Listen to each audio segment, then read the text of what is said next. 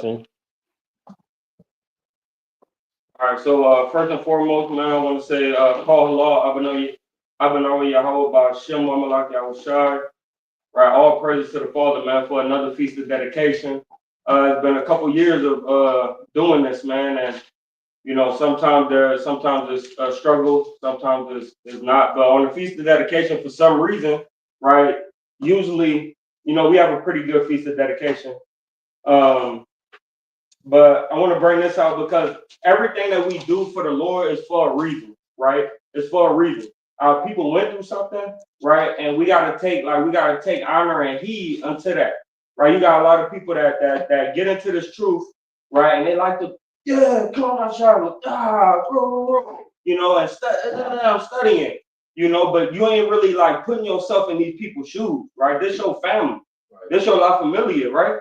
And we gotta feel what they felt. We gotta feel the overcoming, right? We gotta feel the takeover. We gotta feel the captivity, right? We gotta feel what our people went through, right? So you can read this book and understand this book a lot better, man. Right? So this is not just something that we just come to, we eat, drink, and get married. We need to understand why we doing what we doing here, right? That's why I was trying to explain to y'all. I don't want to get angry. You know what I mean? So I try to do it as nice as possible. Read that for me. 1 Corinthians chapter 10:1, because I feel what we went through in this time, right? And I feel that other people don't feel that, and then sometimes it can make me irritated.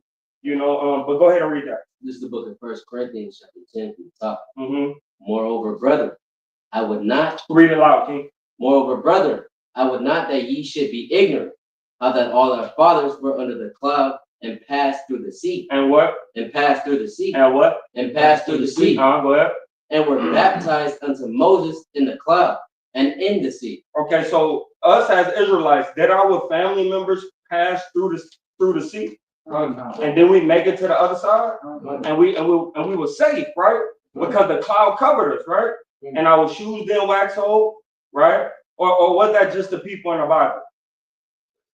That's us, right? We should feel a type of way about that. It should give us a sense of pride, right? It should give us a deeper sense of purpose, right? Read on.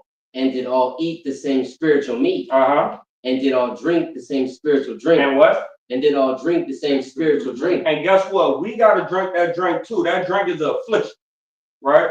So we're going to have to drink this drink. We got to continue in this truth to drink this drink of affliction. Right? Because the Lord told us, look, man, I ain't drinking this wine until it's new with you in the kingdom. Right? So until then, guess what? Y'all got to go through some stuff. Right? Go ahead. But they drank of the spiritual rock that followed them. That what? That followed them. Go ahead. And that rock was Christ. And what? And that rock was Christ. Go ahead. But with many of them, God was not well pleased, for they were overthrown in the wilderness. And y'all don't want to be overthrown, man. You don't want to come to these things and these events and just think that it's a damn kickback, man. Right? A damn party hardy. You know what I mean? You know what I mean?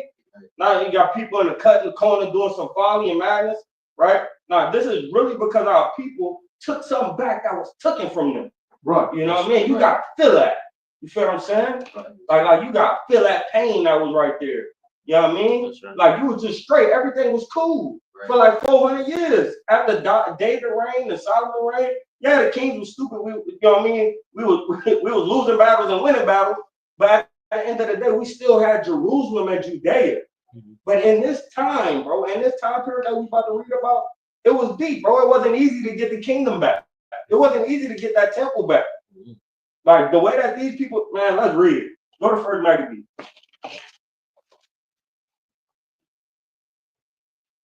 Right, this is big things, man. You know what I mean? You got a lot to say about when your mama lights got cut off and you had to go grab all the candles, you know what I mean, and scavenge and try to, you know what I mean, you had to go grab the water from outside and bring it up the stairs. How I know? Because I did it, right? You know what I mean? But when it comes to this, you don't even see yourself in there. Man, look at our people, man, and see our people, see you in there. To what? All right, you good? Come. All right. Jalaki. All right, so go ahead. Start at 1 and 1. This is the book of First Maccabees, chapter 1, from the top. Uh-huh. And it happened after that Alexander, the son of Philip, the Macedonian, who came out of the land of Chittim, had smitten Darius, king of the Persians. Okay, so who smit Darius? Who smitted Darius? To the women in the back. Who smit Darius? Who killed Darius? Alexander, right? Go ahead. That he reigned in his stead, the first over Greece. The first over what? First over Greece. Go ahead. And made many wars, and won many strongholds, and slew the kings of the earth. And went through the ends of the earth, and took spoils from many nations. From what? From many nations. So when Alexander the Free, Alexander the Greek, right? This is the Alexander the Free forefather, right? When he was taking over the earth, right, and causing havoc, he wasn't playing no games. He wanted every bit of land that he could acquire, right? And they was damn good at it. You feel what I'm saying? And he didn't want to stop. You understand? So we see what's going on in his brother heart, right? In his Edomite heart, man. Right? So keep reading. Insomuch that the earth was quiet. There was what? Was quiet before him. Everybody, when he came, you can have it. I don't even want to fight. Like, you cool. What? You want taxes? Go ahead and take that. Right? Because he done defeated so many people. It's like us when we walk through the Red Sea. We go on the other side, they're like, damn, we heard about y'all. I'm cool. You know what I mean? Y'all God's a God. I ain't, you know what I mean? Right? So it's the same way with this man. Right? But he did it on his own. So the Edomite, they don't care about God. They don't care about, things no more. They care about power. Right? It's about power and respect. Right? So now that's what they feeding off. Right? We care about our God and the power that he's showing the earth. Right? They don't care about that. They care about respect and power of their hand. Right? Go ahead. Whereupon he was exalted, and his heart was lifted up. And his what? And his heart was lifted up. Go ahead. And he gathered a mighty strong host, and ruled over countries and nations and kings. So to Mattathiah wife, what is a host?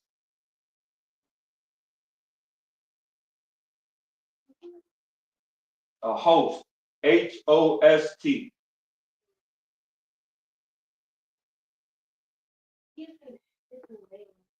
Okay, it's one way, sister. Try to guess. If you don't got it, just say I don't got it. What you got, sister? Okay, yeah. That's new. That's new term, right? And the reason why I asked you that is because we want to be able to dissect what we read, right? Mattathiah, what is host? What does host mean? I don't know. Okay. You got a rule, right? So you're gonna have to teach. Host means army, right? So host is just another word for army or a group, right? So next time say it, because you got to be on top of it. You leading the family, right? So host, right? So he led a great host, right? A great army. Go ahead. Who became tributaries unto him. And then he went take these lands, and they became tributaries unto him. And after these things, he fell sick and perceived that he should die. So Alexander the Freak or Alexander the Greek, right? He ended up getting syphilis, right? Because this is what was plaguing the Greeks. Because they liked a lot of Riviere type of thing, backdoor action, right? So a lot of them was getting sick from the syphilis, right? And all other things that we now know what they call. You know what I mean? But go ahead. Wherefore he called his servants, such as were honorable, and had been brought up with him from his youth, and parted his kingdom among them while he was yet alive. So now, what Alexander did, he knew he was about to die, so he parted his kingdom. His kingdom was big, right? He had most of Africa, right? Most of Asia Minor, right? He had most of everything. So when he parted it to his 4 generals, right? Let's see, Antiochus, right? Cassander, right? Ptolemy, and Celsius, right? Right? So he parted his kingdom to the guys that he grew up battling with, right? Hand-to-hand combating with, right? And they took over 4 parts of his reign, right, or his kingdom. Go ahead. So Alexander reigned 12 years and then died. And what? And then died. So he reigned from 20 years old, right, to 32 years old, right? And this was in 175 BC, right, to 163 BC or something like that, right, or something like that. So yeah, that was the time that he reigned. Go ahead. And his servants bare rule, every one in his place. In his what? In his place. After his death, they put crowns upon themselves. So did their sons after them. Yeah. Many years, and evils were multiplied in the earth. And what? And evils were multiplied in the earth. More pedophilia, right? More trafficking, right? Sex trafficking, drug trafficking, right? When you look at that movie, the Black they love opiates, right? And having frivolous parties, right? I'm trying to keep it PG as much as possible, but they was having like crazy parties, right? Off of these different drugs. That's their lifestyle. They love that. Right, go ahead. And there came out of them a wicked root. A what? A wicked root. So how many to you, Cece, how many people did Alexander split his kingdom to? Okay, all praise to the Most High. Read. And there came out of them a wicked root. Antiochus. Who? Antiochus. Always remember that name. Antiochus, right? Go ahead. Surnamed Epiphanes. Surnamed what? Epiphanes. Son of Antiochus the king, who had been an hostage at Rome. And he reigned in 130th and seventh year of the kingdom of the Greeks. In those days. And he was a hostage at Rome, right? So he was captive at Rome. But he overcame in Rome, right? And then he started going crazy. We're gonna see, right? He started going crazy until my blood out there crazy. He started going nuts, right? Go ahead.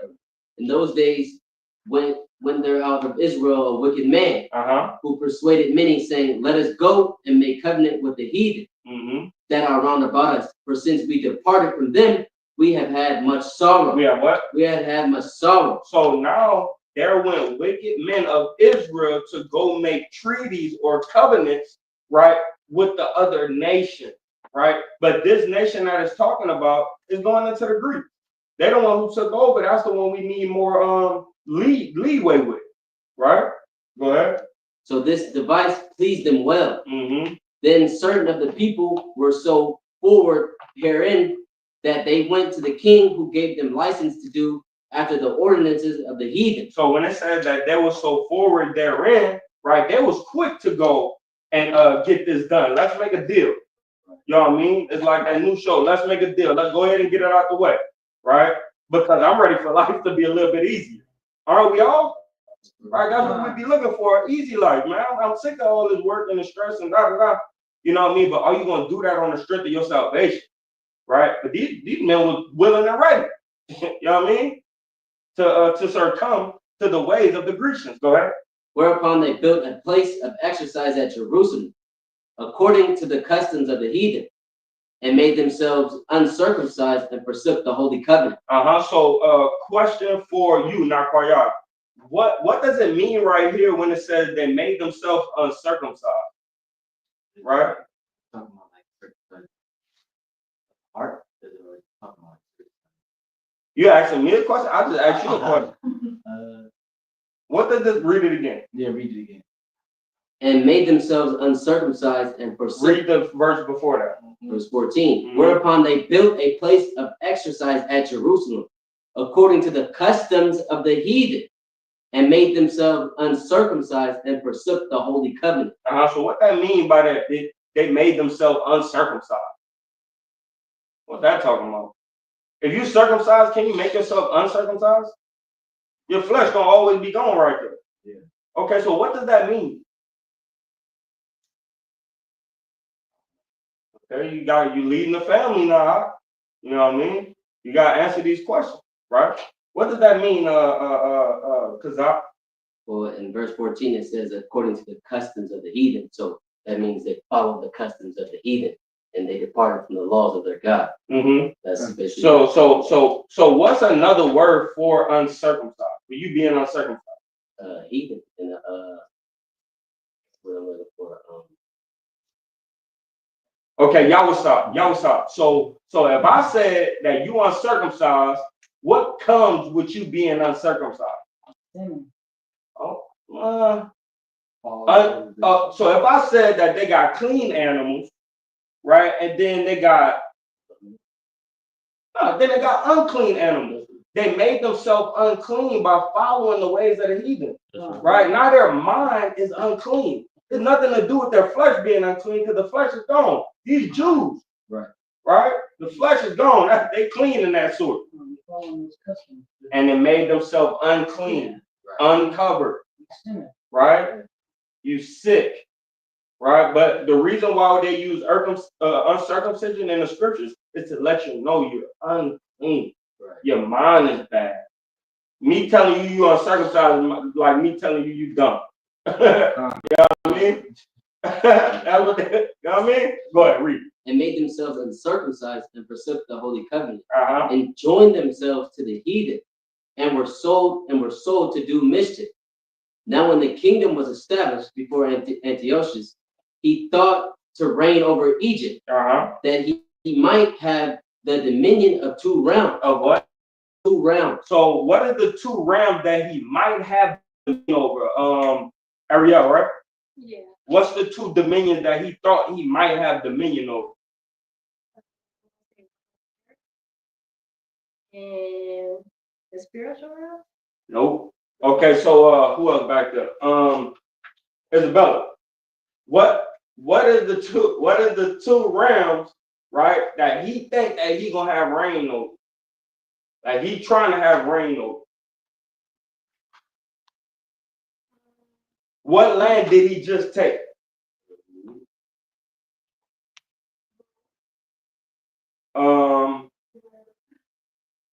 I like the answer. But it ain't correct.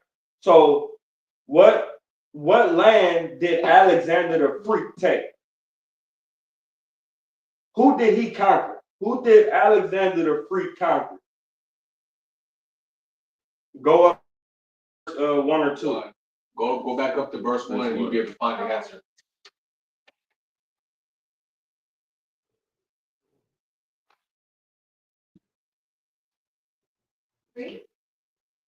No. One more try. I think you're gonna get it. If he conquered Darius and Darius ruled what?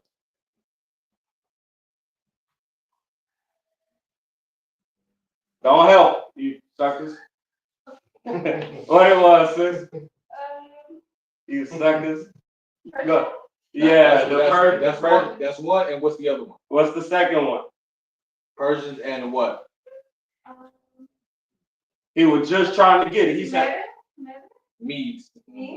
okay, no. So that's 1, right? And he said that he going read the precept again. Now, when the kingdom was established, Thank you, Isabella. Though you got it right. That's it. Right. Go ahead. Before Antiochus, he thought to reign over Egypt, that he might have the dominion of 2 realms. Of what? Of 2 realms. So the 2 realms is Persians and the Medes and Egypt, right? So he's trying to flood the, you know what I mean? He's trying to flood the society. I need this, right? Read on.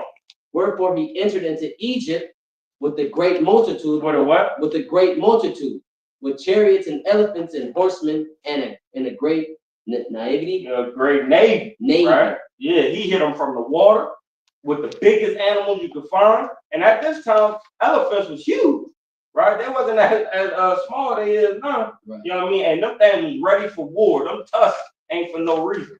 They was using them in war. They figured out how to make the elephant work. That's right. You think they got it in the circus? They had it back then. All right, go ahead. And made war against Ptolemy. Right? Ptolemy is one of the 4 generals, CC. Ptolemy is one of the 4 generals, right? So what the heck? What is he doing in Egypt? That was his part to reign in, right? Ptolemy is a Greek, right? And Antiochus said, no, I'm going to take that from him. He ain't running nothing, right? So Ptolemy is one of the generals, right? Go ahead. And made war against Ptolemy, king of Egypt. Uh-huh. But Ptolemy was afraid of him. He was what? Afraid of him. Uh-huh. And fled. And what? And fled. Mm-hmm. And many were wounded to death. Thus they got the strong city in the land of Egypt, and he took the spoils thereof. And after that, Antiochus had smitten Egypt. He returned again in the 130th year and went up against Israel and Jerusalem with a great multitude. With the what? With a great multitude. Meaning that same host, right? That same host, right? He went up there with a great multitude, that great host. Right, go ahead. And entered proudly into the sanctuary and took away the golden altar and the candlestick of light and of the vessels thereof. Yeah.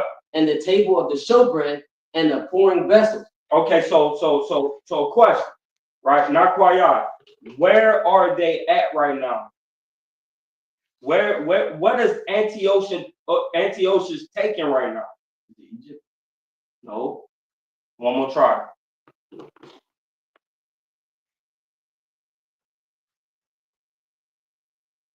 You got to pay attention, right? Read it again. And after that Antiochus had smitten Egypt, he returned again in the 130th year and went up against Israel. What? Israel. So we gotta feel this. When I say that we gotta feel this, I'm being for real. We gotta feel this. They came into our land and tried to take our stuff, and it was successful. Right. So Ptolemy was one of the four generals. Alexander the Great split the land. Yes. And Antiochus is just some random evil man. He was a hostage at Rome.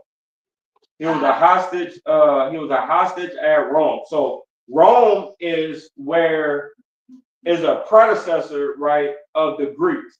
Right. They ended up taking over the Greeks. Right. But Rome was right next to Jerusalem. Right. Rome is just provinces that was set up in certain sections close to Italy. Right. But he was a hostage. Right. Antiochus. So he came out of being a hostage and started to take over the countries. Because one thing about it, watch Gladiator, right? When you gather up a host, right, you're trying to take over a society from the inside out. Right. So that's what he did. He went from the inside of one of these generals and took over a host and made them believe in him. And then he started taking over other things. But do we know what Antiochus was? He was a Greek. Okay. Yeah, he was a Greek. And is there any background information on how he was able to get his host? Like what was No. Okay. I mean, there might be other books and scribes and stuff like that, and that's something to look into for sure, right? The history of it. If you look up Antiochus, you'll get it on Wikipedia. Gotcha. All right, thank you. But that's more like individual insight you want to dig, right? Where we at? You're on 20. Kyle, go ahead. Let me read it. Yeah. And after that, Antiochus had smitten Egypt. He returned again in the 130th year, third year, and went up against Israel and Jerusalem with a great multitude. And he entered proudly into the sanctuary and took away the golden altar and the candlestick of light. What is the candlestick of light, Yawsa? Read it. And he entered proudly into the sanctuary. What is the sanctuary, Yawsa? The temple. Boom. Bada boom, bada bing. Read. And took away the golden altar and the candlestick of light. And the what? And the golden altar and the candlestick of light. So, Mattathias, this is a hard one for you. What is the golden altar that he took out of the sanctuary? I was the precept for it. Of this, the golden altar. You wanna go to the precept? What you mean? No, I was saying, isn't that within the tabernacle? Isn't that within our it's in the temple? Yep. Yeah. So I was also saying, I was like, gotta go back to that to see what it actually is. Yeah. Go ahead. Yep. And while he's doing that, what is the candlestick that you would get from out of the temple? Candlestick of light. No, good. I mean, good guess. Good guess. Very spiritual. Abaji. The menorah. Right, he got our menorahs from Solomon's temple. He took our menorah. Right. The table of showbread. You'll read about that in Exodus. What that is, 26. Exodus 23 or Exodus 26. 26, right? But the table of showbread is the place where we put our unleavened bread at in the front. That's supposed to be renewed every Sabbath day, right? You'll get more, sister, once you study. 25, Exodus 25 and 30 talks about the There you go. The showbread. So this is the building of the tabernacle and why we got the showbread. So if you want to take a note on that, Exodus 25 and verse 30. If you want to take a note on that, that'll kind of explain that a little bit better. Verse 30. 25 and verse chapter 25 and verse number 30. 30. Talking about showbread. Loudly into the face. That got. But yeah, that's how you should feel. That's what I feel about this. That's why I said I wasn't gonna go too deep on precepts, but the brother's gonna go. Yeah, brother's gonna go deep in precepts. I'm gonna try to get through this a little bit, but this hurt. You know what I mean? So what is the golden? Okay, the altar is the altar of incense. It's the altar of incense because the altar where we sacrifice food at, right, is on the outside of the sanctuary. Yeah. He went into the inside of the sanctuary and took our altar. Right, it would be the altar of incense. That's gonna be for the veil. Go ahead. And all the vessels thereof, and the table of the showbread, and the pouring vessel, and the vials, and the censers of gold, and the veil. So, sister, when you go read this, I advise you to read from 23 right to about 27 or 28. Chapter 23 to chapter like 27, 28. It's the whole building of the temple. It's long as hell. It might be boring to you, right? But if you look up everything, it gets really fun. If you look up all the stuff that's in there, you know, you really go dig, it's really fun dealing with the temple. It's hard to read, like you said, bro, but it might be difficult to read, but it's really fun once you go look up everything. Go ahead. And the crowns and the golden ornaments that were before the temple. And when we go to 1 Kings, we know that who it was, David stole a crown that was like damn, how many talents of silver? It was a whole bunch of talents of silver. I don't know how the hell King could wear everything on his head, right? But he stole a big stupid crown from one of these nations. You know what I'm talking about, huh? Yeah, I forget which one it is, but David stole a big stupid crown. I don't even know. He gotta have a strong ass neck to wear that crown. Go ahead. It says all which he pulled off. So this is the pollution of the temple. This is why we read this first chapter, right? It's a long chapter. We're gonna read it all, right? But this is the pollution of the temple and why we should be angry. And then when we figure out why we should be excited that we took it back. That's right. All right, go ahead. He took also the silver and the gold and the precious vessels.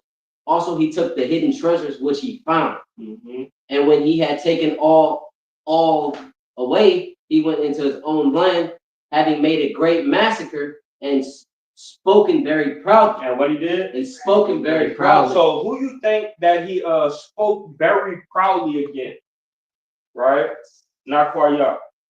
Who you think that he spoke very proudly against? can you read it one more time?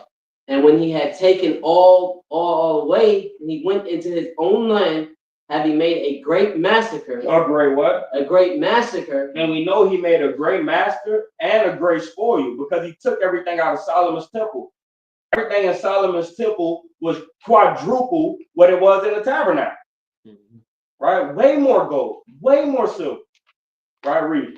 And spoken very proudly. And spoken very proudly.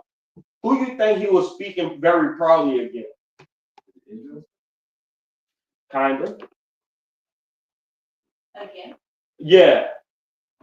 So he's spoken very proudly, right? So in this time frame, everybody was beefing against each other gods. Like, my God, the God. Yo, nigga, ain't no way your God, the God. I'm coming to take all that and bring it back to my God. Probably against the Most High. against Yahweh. So he took all our stuff, said, man, you thought these was the ones you chose them? I got all this stuff over here. Who's Yahweh? Yeah, that's who he's speaking proudly against. Our God. Right? This was the wars of the gods right here. Right? When you go into everything that was from when Christ came to about 300 something BC, it was all about the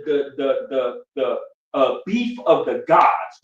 Whose God is the real God? Right? And that's what we see in the Kings. Right? In the books of the Kings. Right? Just like Goliath. He was walking with his God. That's why he was out there like, who wants some? Tell me who else wants some? Who else wants some of Debo? Right? Read. Therefore, there was great mourning in Israel, in every place where they were, so that the princes and the elders mourned, the virgins and young men were made feeble, and the beauty of women was changed. There was what? Was changed. What's the beauty of a woman? What's Cece doing back there? Slightly smiling. That's the beauty of a woman, a smile. And guess what it was? Read it again. And the beauty of the woman was changed. Dang. Woman mug, she ain't even beautiful no more.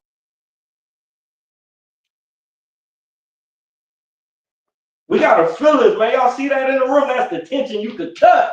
That's what you want to feel, man. Yeah. Go ahead. Every bridegroom took up lamentation, and she that sat in the marriage chamber was in heaviness. She just got married, man, or just about to get married. Why you come mess up? You know what I mean? Yeah, hey, look, man, you about to get it in with your girl, right? And the kid walk in the door. I'm like, go, why you know what I mean? Go, come over here and mess with that. Think we were getting there. Not only that, they sitting in the marriage chamber waiting to get married, and their husbands get slung and they sword. killed. They ain't coming back. We was ready. She had the flowers on the bed. Homeboy sitting out there.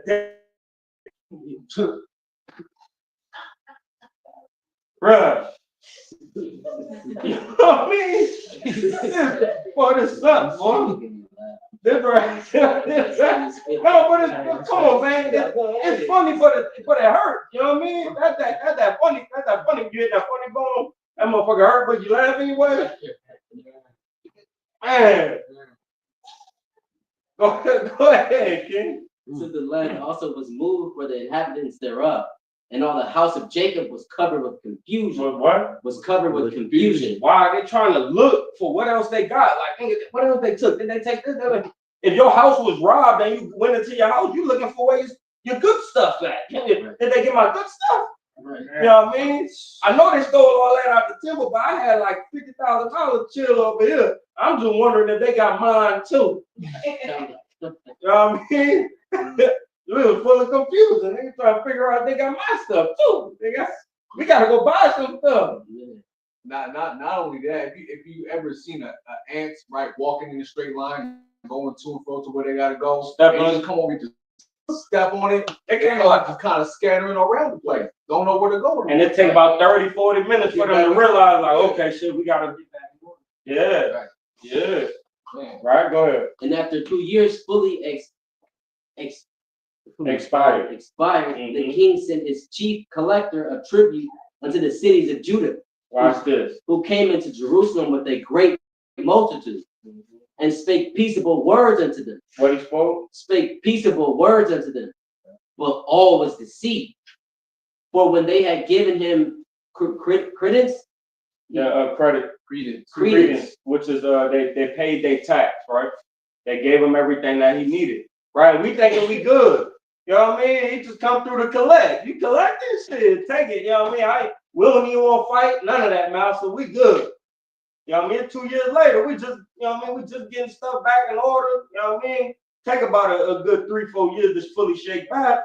Right. You know, walls is getting built.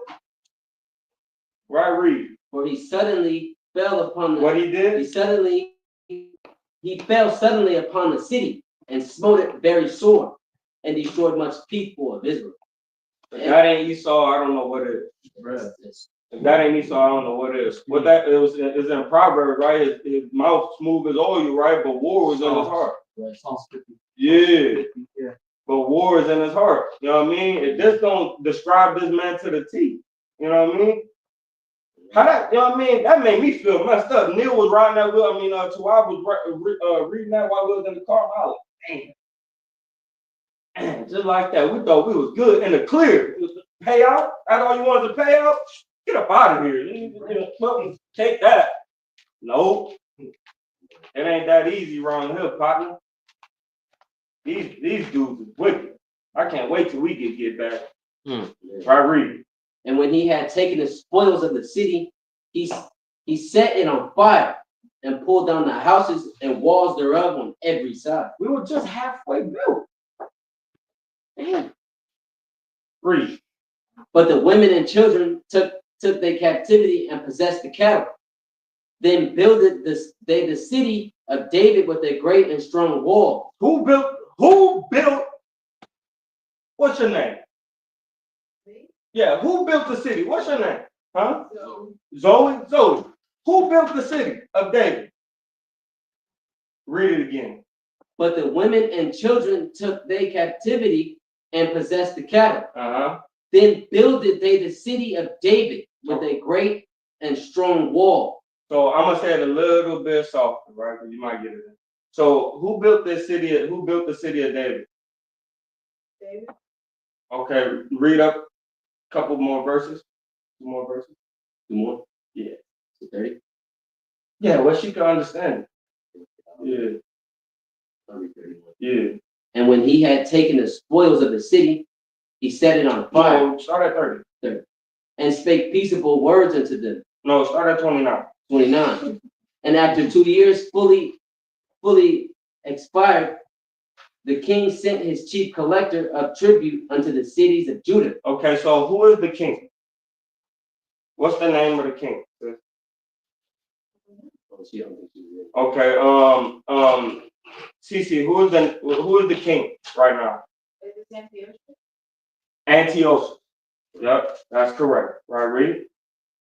Unto the city of Judah, who came into Jerusalem with a great multitude. So the king, which is Antiochus' son, his collector, right, unto the city of Judah, right? So is the king of the Greeks, right? He sent his collector to where? Okay, all praise to the Most High. Read. And spake peaceable words unto them, but all was deceit. Who he spoke peaceable words to, sis?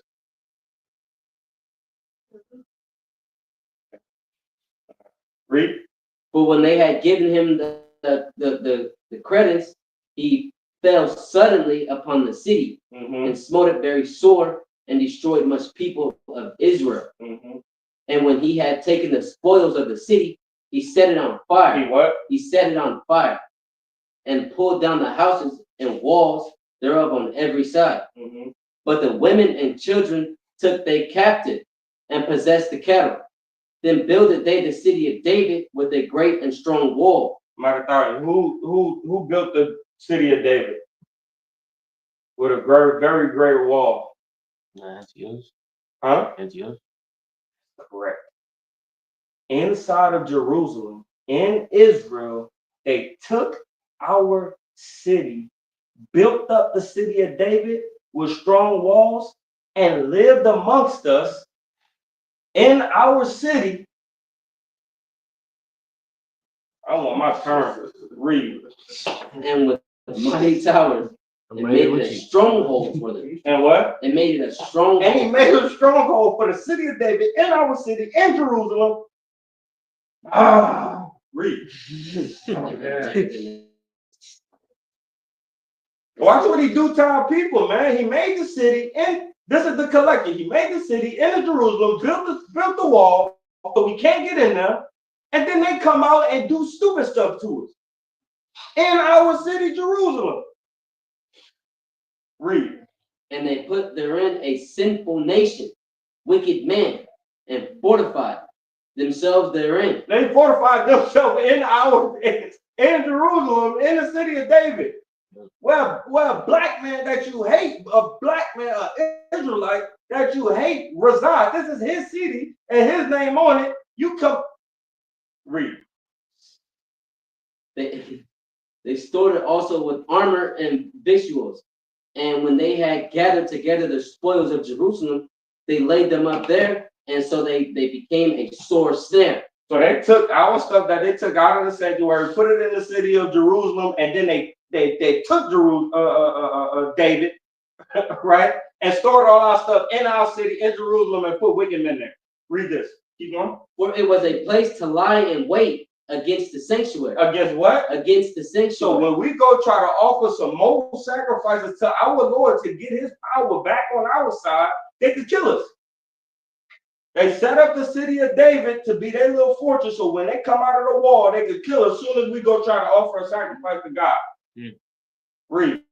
And an evil adversary to Israel. To what? To Israel. So they set that up there, so when they come out, they gonna come have fun with Jake. Killing Jake, taking our kids, bringing them in little dungeons, doing little nasty things to them. Right, read. Thus they shed innocent blood on every side of the sanctuary and defiled it.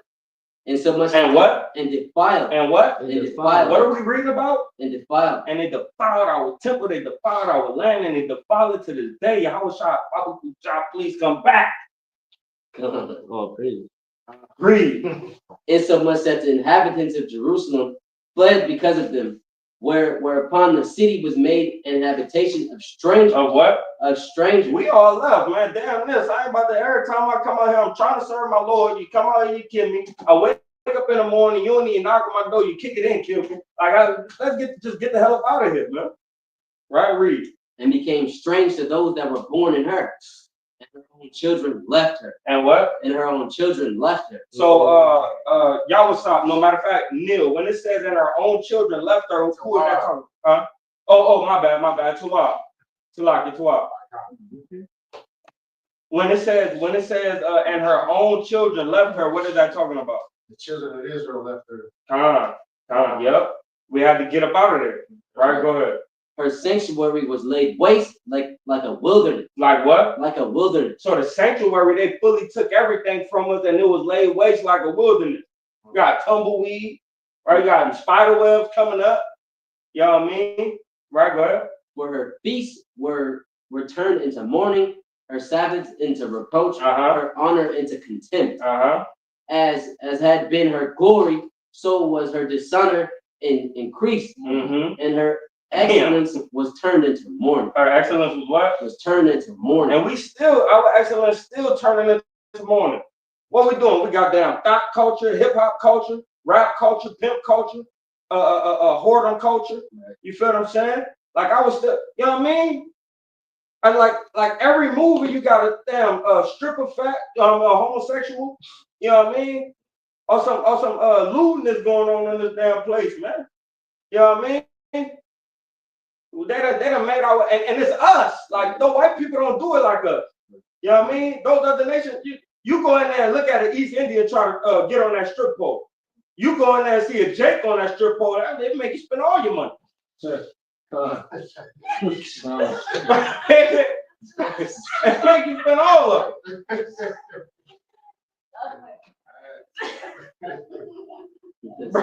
So our good stuff, our honor, our bliss, right? Now you got the Chaldeans out doing this, right? Covered up, got the veil, boom, everything. My husband, the only man I talk to.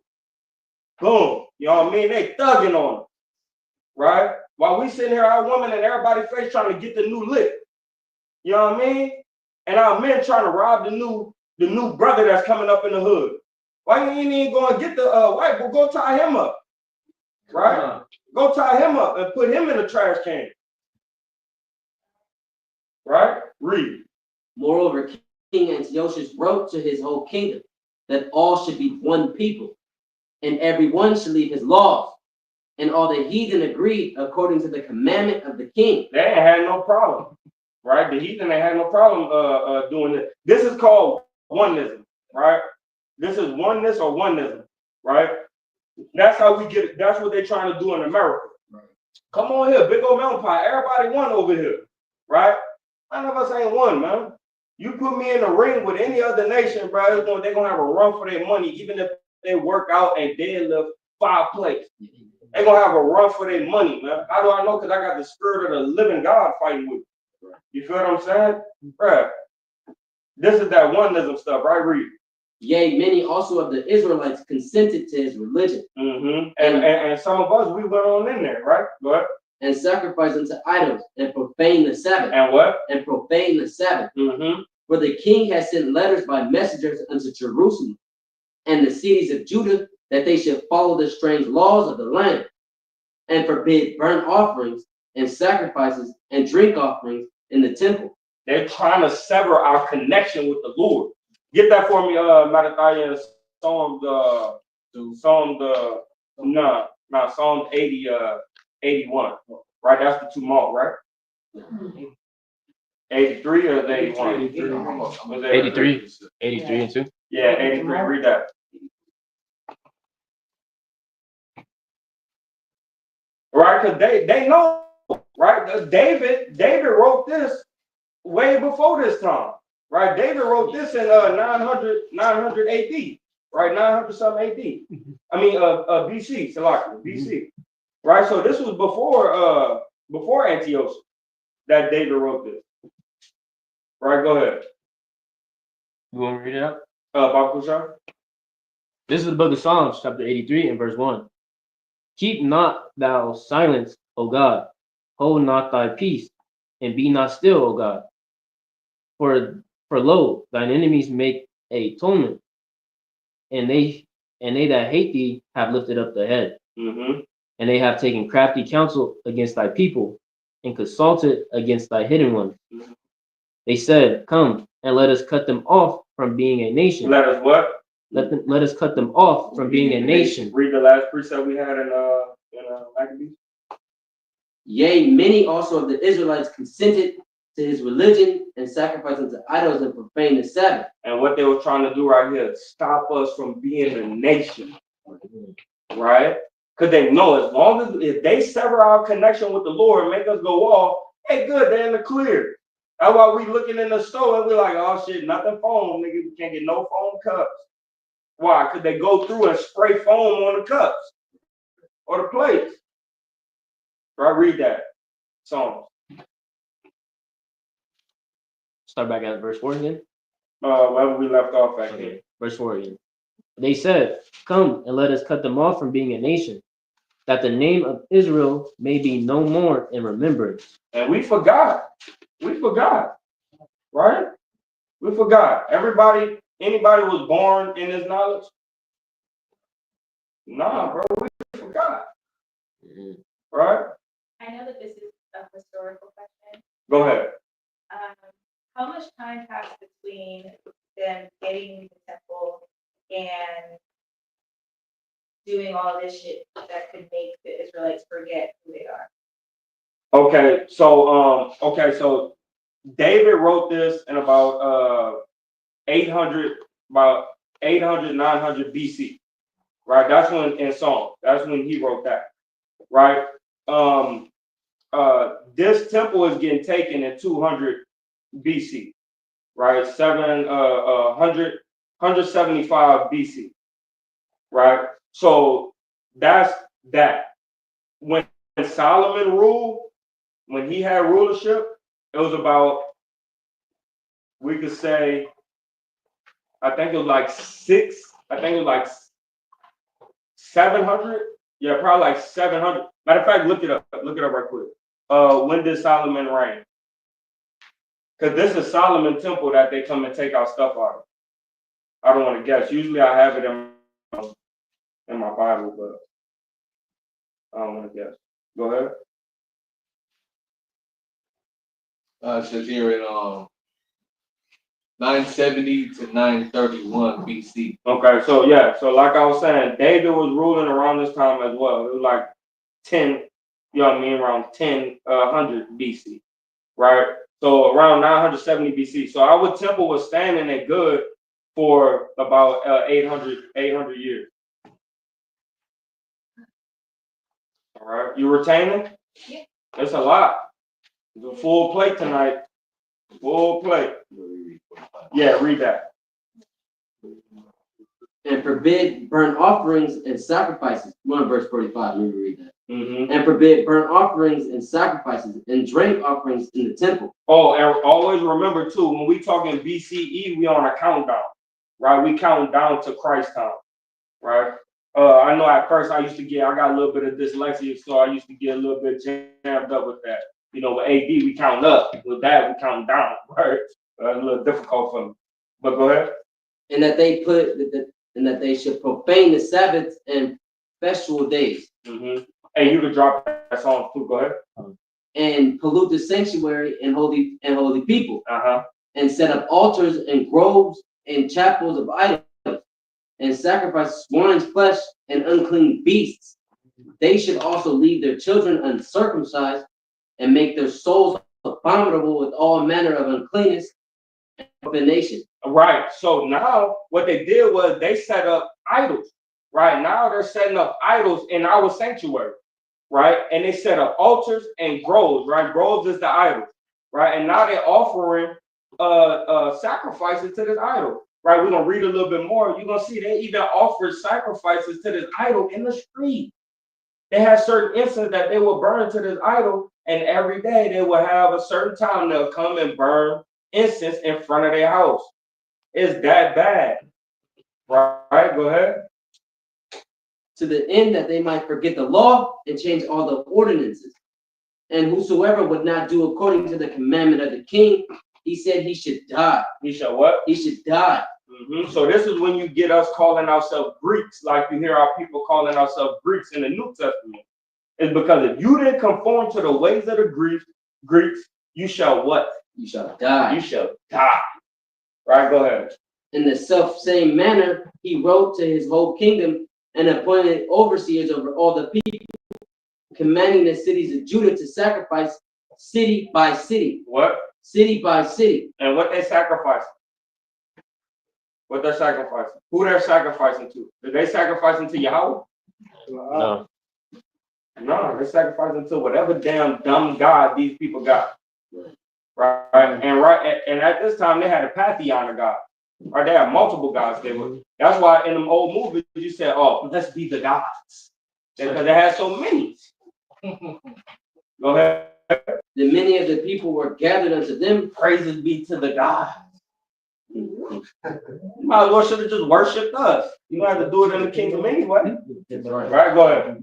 Then many of the people were gathered unto them, to wit, everyone that forsook the law, and so they committed evils in the land. Okay.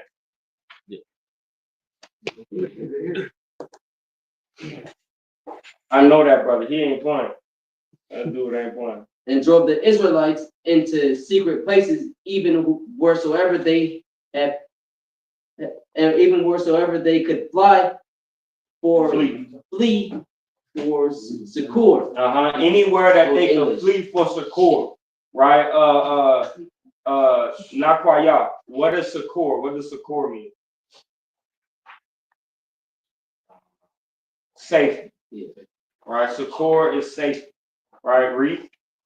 Now, the 50th day of the month, Caslu, in the 145th year, they set up abomination of desolation upon the altar. Mm-hmm. So the 15th day of the 9th month, they set this up. Right? Right now, we're in that same time period. Right? Where they set these things up. Go ahead. And builded idols, altars throughout the cities of Judah on every side. On every what? On every side. Just like they used to have them blue mailboxes in the hood and coin phones in the hood on every block. Right. You know what I'm saying? They set up groves to sacrifice to these other gods all through our streets in Jerusalem. They have our churches everywhere right now. Everywhere on the side of the corner. You know what I mean? You could pick now. They got Catholic on this side, Baptist on this side. All you got to do is drive to the end of the street and turn left or turn right. Go ahead. And burnt incense in the doors of their houses and in the streets. I was just telling y'all about that, huh? Yeah, I was right outside the house. Oh, yeah, we serving your God. Incense going. Don't come up in here messing with us. We good. You see that? Niggas is cursed. Cursed. And you gonna have to kill me.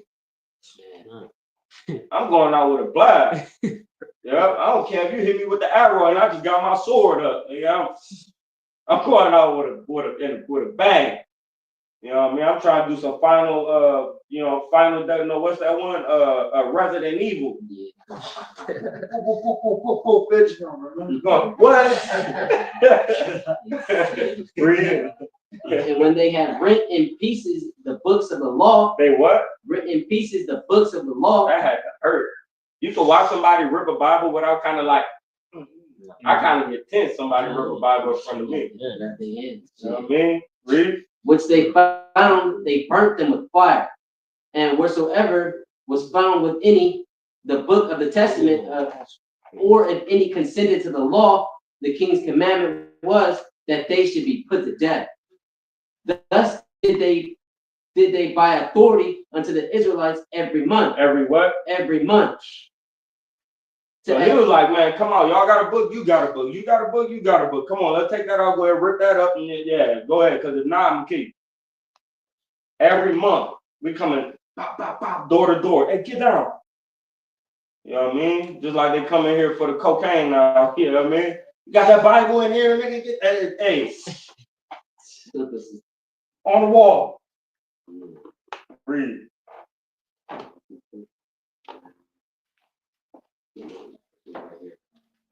It says, now the 25th day of the month, they did sacrifice upon the idol altar, which was upon the altar of God.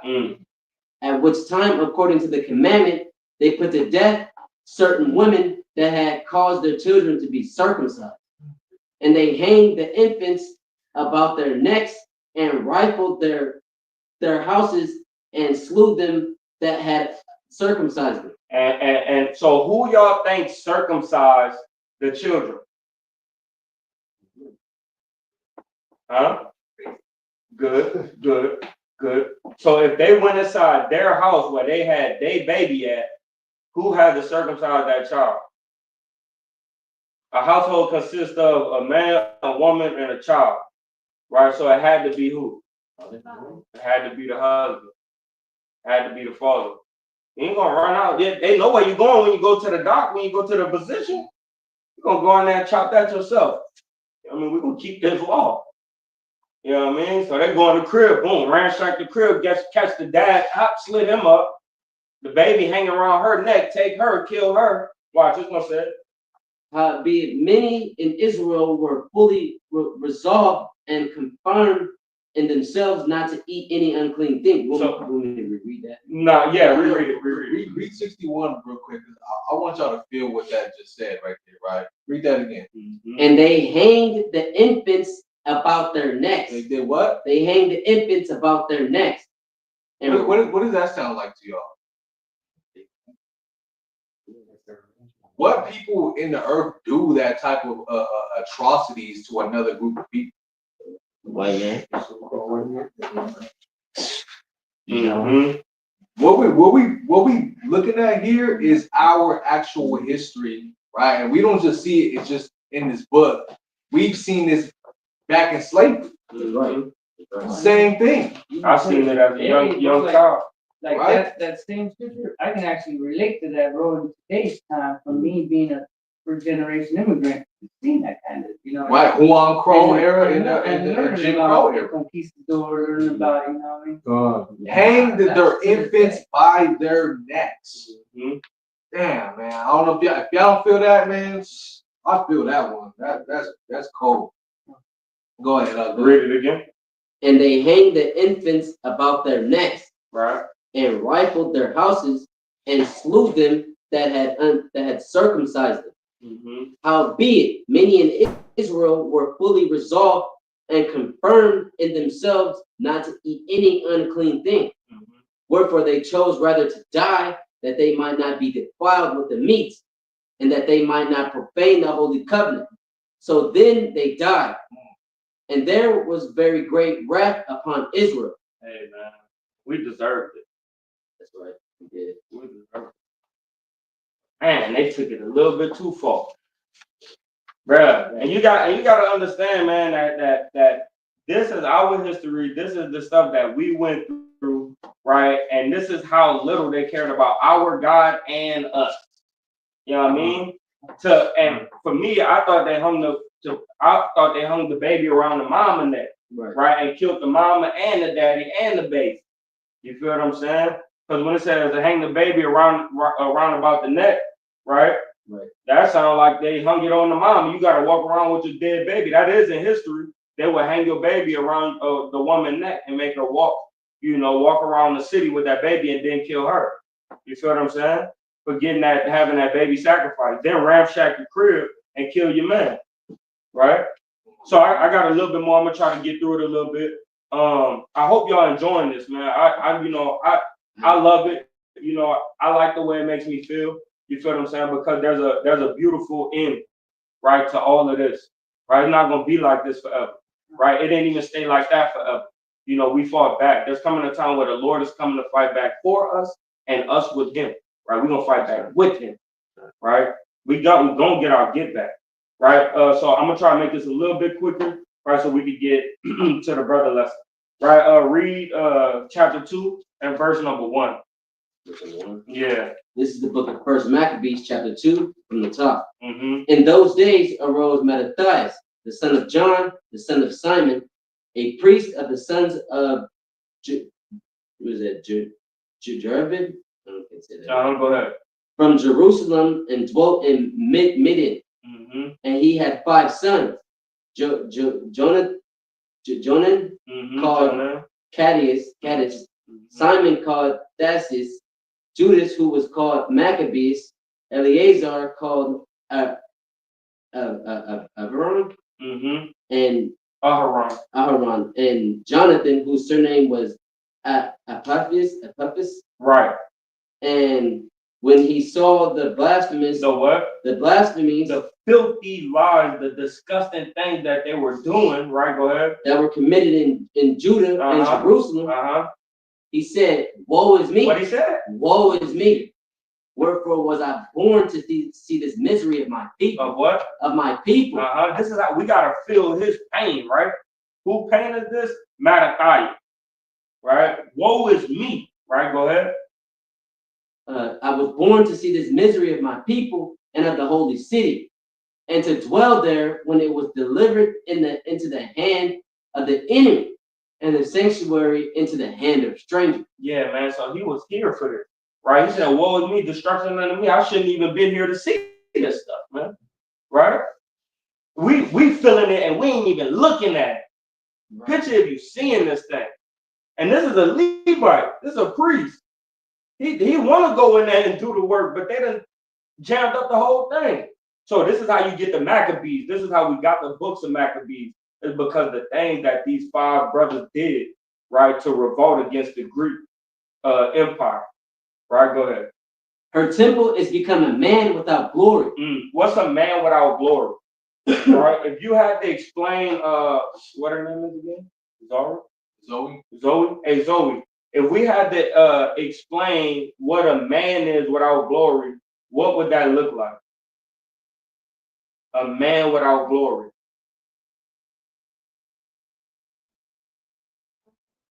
Okay. So would you rather be with a man that's 5'10" and 195 pounds, or would you rather be with a man that's 5'2" and 110 pounds?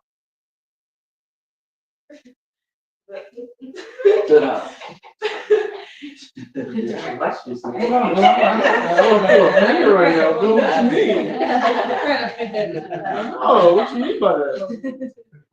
Which one would you rather be? Which one would you rather be with? Who could protect you better? Oh, praise to the Most High. So what it's saying about a man without glory is a man without power. So our city, our people that became a man without his glory, a man without his power. Right? What is a man without power, without strength? Right? Read. Her glorious vessels are carried away into captivity. Her infants are slain in the streets. Or what? Her infants are slain in the streets. Her young men with the sword of the enemy. This is how they was waiting in the bride chamber. Because her young man was what? Was with the sword of the enemy. They got killed with the sword of the enemy, right? So we're gonna drop down a little bit. I want to get the brother in the game, right? Let's drop down to verse 19. Yeah. First Maccabees chapter 2 and verse 19. Then Mattathias answered and spoke with a loud voice. Though all the nations that are under the king's dominion obey him and fall away every one from the religion of their fathers and give consent to his commandment, yet will I and my sons and my brethren walk in the covenant of our father. Hey man, so I'm standing up, huh? I don't give a damn what y'all do. Go follow them dumbass niggas. I'm not following it, right? Me and my family and my friends, the people that I take care of and taken care of all these years, we going with God. That's right. Right? We're not backing down. You're gonna have to kill us. This is what it is. Right? Read. Verse 21. God forbid that we should forsake the law. What he said? God forbid that we should forsake the law and the ordinances. We will not hearken to the king's word. What? We will not hearken unto the king's How word. we gotta be in these last days? We will not hearken unto the king's words. Man, we're not folding for nothing, man. Say, if God be with me, who could be against me? Right. You can take this flesh, man. My spirit going where it's supposed to. Right. Damn this body. Read. We will not hearken unto the king's words to go from our religion, either on the right hand or left. And this is one of the one time that you see religion in the Bible. Our religion is the law, statutes, and commandments of the Most High God. We're not leaving from the law, statutes, and the Most High God, right, to go follow these other nations. Yeah, you could kick rocks, right? Go ahead. Now, when he had left speaking these words, there came one of the Jews in the sight of all. Hey, then he just walked off on them, nigga. You know what I mean? I said what I said, nigga. You know what I mean? Just built off on bro. Yeah. He peeled off on bro. I'm like, man, look, man, deuces, nigga. Eat that.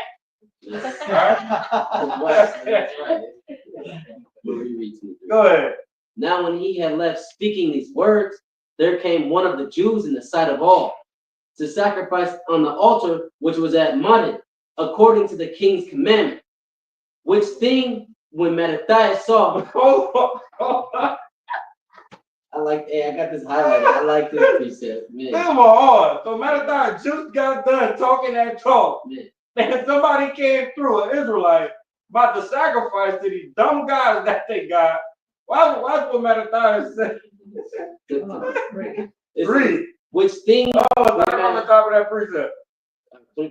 Yeah. Which thing when Mattathias saw? 23. Yeah, 23. Yeah. Now, when he had left speaking these words, there came one of the Jews in the sight of all. I'm just saying, he peeled off like, nigga, eat that, nigga. You know what I mean? He's just mobbing now. We gotta put ourselves in this thing. We gotta make this thing a movie, man. So he mobbing off, right? Boy, read. To sacrifice on the altar which was at Modin, according to the king's commandment. Which thing when Mattathias saw, he was inflamed with zeal. He was what? He was inflamed with zeal. I know this nigga ain't. I know this nigga ain't. I know this nigga ain't just walk past me. What's this big? Yeah. Yours got one of them jakes too, but like, he ain't gonna do it. I don't know about doing all that. Hey, I'm gonna do it. Man, sucker. Hey, he just filled off on him too and dropped the mic, nigga, with a big machete in his hand. Nigga, no. Read. Which thing when Mattathias saw, he was inflamed with zeal. What did he do? And his reins trembled. His what? His reins trembled. Man, when you really getting a good workout in, man, I don't know if y'all be in there, man. When you really getting a good workout in, something happens right to your, I'm serious, to your groin, right? But extra testosterone come out of nowhere and it just make you want to just So this is what the dude feeling, right? He got inflamed to the deepest part of him, right? Right. Go ahead. And his reins trembled. Neither could he forbear to show his anger according to the judgment. Wherefore he ran and slew him upon the altar. What he do? And slew him upon the altar. You want to do a sacrifice? I got a sacrifice for your ass. Yeah, you're the sacrifice. Right? And reins go with your brain, right? Reins go with your brain. But there's something that happens when you gather all this adrenaline, right? Where something happens to where you just push extra force, right? And these things happen when you're under a lot of tension, right? A lot of stress, right? Go ahead. Also, the king's commissioner. It's like you feel like I could just rip your arm off. Right. Also, the king's commissioner who compelled men to sacrifice, he killed at that time. He did what? He killed at that time. So he left from smoking him and smoked him. Nigga, like, I'm on a spree now. Y'all done woke up to whatever this is that's going on inside of me. You understand? Like, I just told y'all that we ain't doing it, and you niggas come around here with all dumb shit. Right? I forgot I'm on YouTube. Right? Go ahead. Read. Also, the king's commissioner who compelled men to sacrifice, he killed at that time. He said, you told him to do this. Everybody gotta go. He ain't even got a grenade, and he like, yeah, I'm the grenade. Kabooey to all you. Read. And the altar he pulled down. Thus dealt he zealously for the law of God. This is a strong Levite, boy. That's right. This is a strong. He pulled out on the whole altar. You know how much is on the altar? And then you got to realize he grabbing brass that probably got his hot. You know what I mean? He ain't wait and put on. Hold on, let me get my gloves on first. He took that motherfucker, boom. You know what I mean? 150, 200 pound altar. Right. Boom. Get down. Right. Read. Like as Phineas did unto Zambri, the son of Selam. And we know what happened right there. And when we read our histories and all, right? They was bowing down, worshiping the Lord, happy that they got mercy. Phineas see a dude coming, Israelite coming bring a Midianitish woman, flashed out. His loins and reins and everything went crazy too. And he was like, yeah, take this. You're going to have to hold on to this. And your woman taking it too. Just in case y'all might have had a baby, I'm stabbing her through the stomach. Yeah. Right? Flashing out. Read. And Mattathias cried throughout the city with a loud voice, saying, whosoever is zealous of the law and maintaineth the covenant, let him follow me. What? Let him follow me. Man, let's go, man. We're going to take this. That's right. Read. So he and his sons fled into the mountains and left all that ever they had in the city. Then many that sought after justice and judgment went down into the wilderness to dwell there. They coming with me. Hey, man, this that gritty and grimy right here. Yeah. Everything we read in the first chapter, that's how we feeling like he feeling now. Right. You know what I mean? I seen it. Y'all built up the David and took over the city of hell no. That's where we get all the songs from. Hell no. To the no. Hell to the no. Right. Right. Read down, jump down to verse 38. Verse 38. First Maccabees chapter 2 and verse 38. So they rose up against them in the battle on the Sabbath. And they slew them with their wives and children. Because they didn't want to fight back, right? Because it's the Sabbath. This is what we ran out here to keep the high holy day, right? To keep the Sabbath day. Read. And their cattle to the number of the thousand people. Now, when Mattathias and his friends understood hereof, they mourned for them right sore. And one of them said to another, if we all do as our brethren have done, and fight not for our lives and laws against the heathen, they will now quickly root us out of the earth. He said, we bow down every time, they don't give a damn about you keeping your law. If we bow down every time, they're gonna exterminate. Right? We gotta fight back. Read. At that time, therefore, they decreed, saying, whosoever shall come to make battle with us on the Sabbath day, we will fight against him. Neither will we die all as our brethren that were murdered in the street places, secret places. Read on. They was hiding in the mountains, right? They got caught up. All right, go ahead. Then came there unto him a company of, was it Assyrians? Mm-hmm. Assyrians. Who were mighty men of Israel. Even all such as were voluntary devoted unto the law. Right. So these is a group of people just like they had the Sakari, right? We had the Assyrians, right? People that was devout, fighting against the system.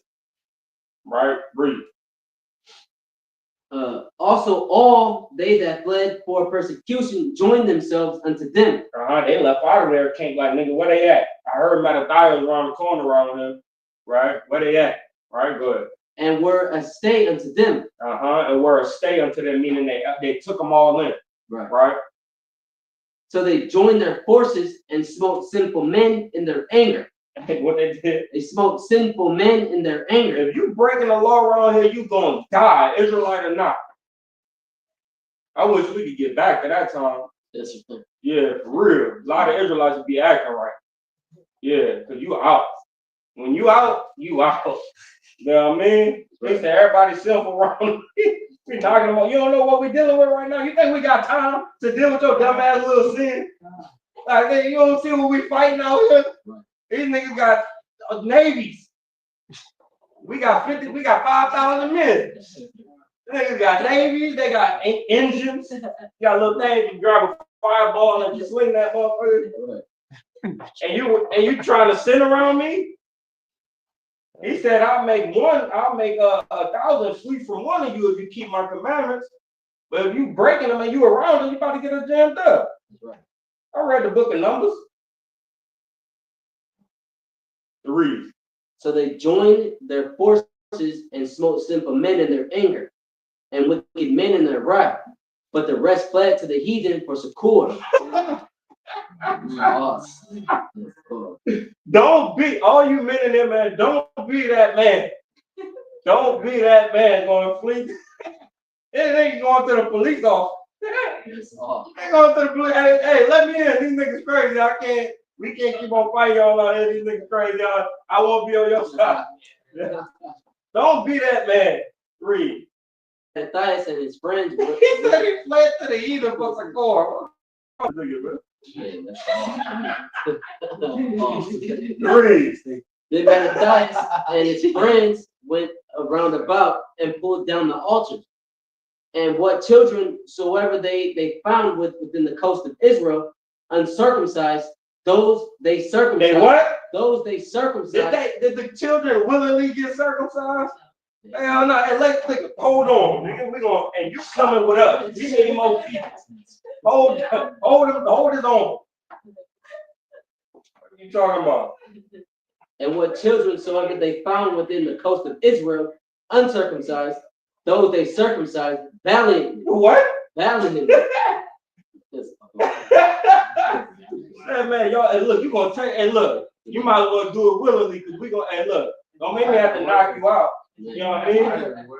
Yeah. We already killing people that's sinning. Don't make me have to knock you out because I just want to trim you a little, man. You know what I mean? We gonna keep these laws. We gotta get out of here. That's right. We need the Lord to fight for us, man. And this is what I'm saying. So when you read Deuteronomy 30, this is how you should feel when you read Deuteronomy 30. Right? Last High Holy Day that I went to, when we went with those brothers in True Nation, I'm flashing out. Why? Because I just got done reading the book of Deuteronomy. All we gotta do is keep the commandments and we go home. What you breaking them for? And why you in the truth breaking them? We gotta keep them and go home. We got 2,000 men of every tribe right now. Why y'all not keeping a commandment? We can seal this thing. That's how you know I gotta be a Levite. I feel just like these dudes, man. Man, look, man. Hey, you still not circumcised? Go get some scissors. Yeah. Go ahead. They pursued also after the proud men, and the work prospered in their hand. So they recovered the law out of and their work prospered in their hand, right? Read. Right. So they recovered the law out of the hand of the Gentiles and out of the hand of the kings. Neither suffered they the sinner to triumph. Now when the time drew near that Mattathias should die, he said unto his son, now hath pride and rebuke gotten strength, and the time of destruction and the wrath of indignation. Now therefore, my sons, be ye zealous of the law. Do what? Be ye zealous of the law, and give your lives for the covenant of your father. Man, so go to chapter 3, start at the top. Right, there's a lot we could get into, man. I urge y'all to go read it. It's a lot that we could get into right here. They got way more in the Maccabees than we could cover in a day. You feel what I'm saying? Right. It's a lot in there. Right, go ahead. This is the book of 1 Maccabees, chapter 3, from the top. Then his son Judas, called Maccabeus, rose up in his stead, and all his brethren helped him. And so did all they that held with his father, and they fought with cheerfulness. With what? With cheerfulness. The battle of Israel. The what? The battle of Israel. Read. So he gave his people great honor and put on a breastplate as a giant. So he had the courage like he was a giant, right? He put on strength like he was a giant. This ain't talking about an actual breastplate. Right. Talking about this is how the man he walk around like he was untouchable, right? Play with me if you want to type spirit, right? And then my dad just passed away, nigga. He didn't even get killed, right? Or maybe he did, but he just passed away, right? I got next, bro. We got next. Right? Read. So he gave his people great honor. And put on a breastplate as a giant. As a what? As a giant. As a what? As a giant. And girt his warlike harness about him. And he made battles protecting the host with his sword. And it's crazy because he said he did this cheerfully. Right. A lot of dudes be shaking in their boots, bro. You get shot at and you nervous. Right? I done been in so many different situations. It's just like, oh, you know what I mean? Just they sending them. Okay, damn, that was pretty close, right? You get shot at, you nervous. This dude doing hand-to-hand combat. Smile. Yeah, we gonna get the kingdom back. That's what's on his mind. This is mighty, bro. Like for real. Read. In his acts, he was like a lion, and like a lion's whelp roaring for his prey. Come on, man. You gotta feel it. These are big dudes. He's a big dude. For he pursued the wicked and sought them out, and burnt up those that vexed his people. Wherefore the wicked shrunk for fear of him, and all the workers of iniquity were troubled. He said, you thought my daddy was bad? Watch this. Wherefore the wicked shrunk for fear of him, and all the workers of iniquity were troubled, because salvation prospered in his hand. He grieved also many kings. He said salvation prospered in his hand. He was going to cities, taking over it, boom, bringing the kids out, chopping them up, you know what I mean, getting them all circumcised up, take them back, and make sure he healed right, put some cream on there, let's keep on fighting. They growing, we fighting. Girl, he owned one. And then he probably got a barrack of little people protecting the church the day next. You know what I mean? Then he said he leap on them like a lion. Come here. Why you think we the best football players and basketball players, man? You know what I mean? LeBron James is probably one of the Levites. He's like, big stupid sword, pin.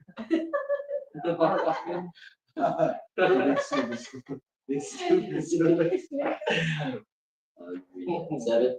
Yeah. He grieved also many kings, and made Jacob glad with his acts, and his memorial is blessed forever. How do you know he made Jacob glad? Oh, but hold on, but before that, he had all these kings stressed out. He grieved many kings. They over there just like, oh, it ain't go again. It ain't go again. Many kings. Yeah. It was like Smokey and Craig sitting on the front porch. And then he come. He come. Your chain. What else you got? Moreover, he went throughout the cities of Judah destroying the ungodly out of it. Who the ungodly you destroying out of it? Anybody.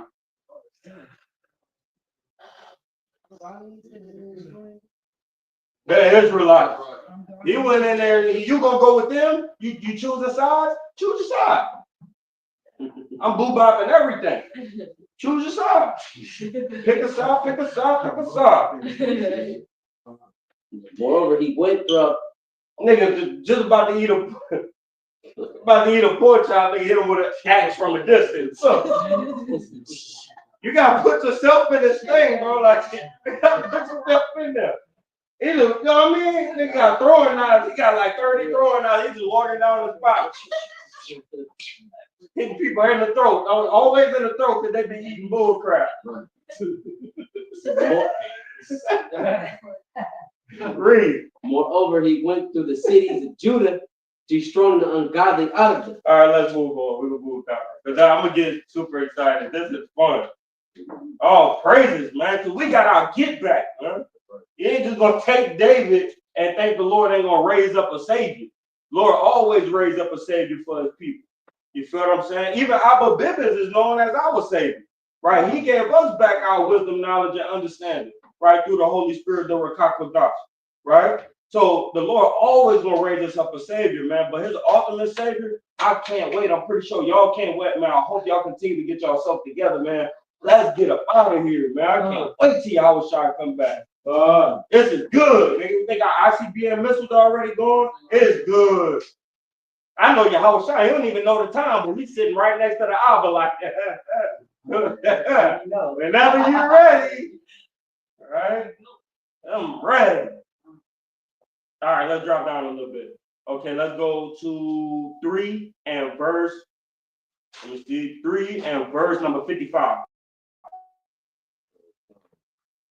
Judas was a beast, man. Go read about Judas. Judas was a beast, bro. Yeah, he wasn't playing with that. Jeremiah came from the heavens and handed him a gold sword. That's crazy. That's how much of a gangster he was. You serious in it? Yeah. I need to finish reading. He handed him a gold sword from heaven. That's crazy. The Most High said, look, go give him a sword. He needs, you know what I mean? Man. He got faith, but I want to boost that some more. Read. This is the book of 1 Maccabees, chapter 3, and verse 55. Start at verse 53. 53. Uh-huh. How shall we be able to stand against them except thou, O God, be our people? Uh-huh. Be our help. Mm-hmm. So, let me read that. 52? 52. 52. And lo, the heathen are assembled together to destroy us.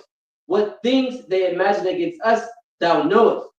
How shall we be able to stand against them, except thou, O God, be our help? So right now, I forget how many. It's gonna name it. Watch how many more people they had than us. Right. Watch this. This is why he's saying that. Like, look. Yeah. Read. Yeah. This is good. This is good. It's like that lamb that we just cooked up. Just good. Then sounded they with trumpets and cried with a loud voice. And after this, Judas ordained captains over the people, even captains over thousands, and over hundreds, over 50s, and over 10s. What they did first, though, they blew up a trumpet, right? Or they cried to the Most High, right? Then blew up a trumpet. How are we going to defeat this people if you don't be with us, God? Now let's go. Right? But as for such as were, damn, I got the shivers. That's money. But as for such as were building houses. How many people was that, right quick? Let me reread that. Yeah. It says, and after this, Judas ordained captains over the people, even captains over thousands, over hundreds, and over 50s, and over 10s. But as for such as were building houses, or the betrothed wives, or were planting vineyards, or were fearful, those he commanded that they should return every man to his own house according to the law. According to the what? According to the law. According to the what? According to the law. Because you can't come out here, you worried about your wife, you worried about your vineyard, you worried about your house, you worried about this, you worried about that. We need, and if you're fearful, you got to go, right? So I'm already knocking off everybody that's sinning, right? And I don't like too many scared niggas around me. Right. When you go and hit a lick, that's the worst one. You asking too many questions. You know what I mean? Shut up, nigga. Hit the sherm. Be quiet. Can we go get this done? Right. Right? For real. Take another shot. Shut up. We gotta go get this done. But my baby over there crying with no milk. He's like, be quiet. So the camp removed and pitched upon the southeast of Eemius. And Judas said, arm yourself. Yeah. And be valiant men. And be valiant men. Let's go. And see that ye be in readiness against the morning, that ye may fight with these nations that are assembled against us to destroy us and our sanctuary. For it is better for us to die in battle. And what? Die in battle. And we ain't throwing up no hands, man. Right. Right?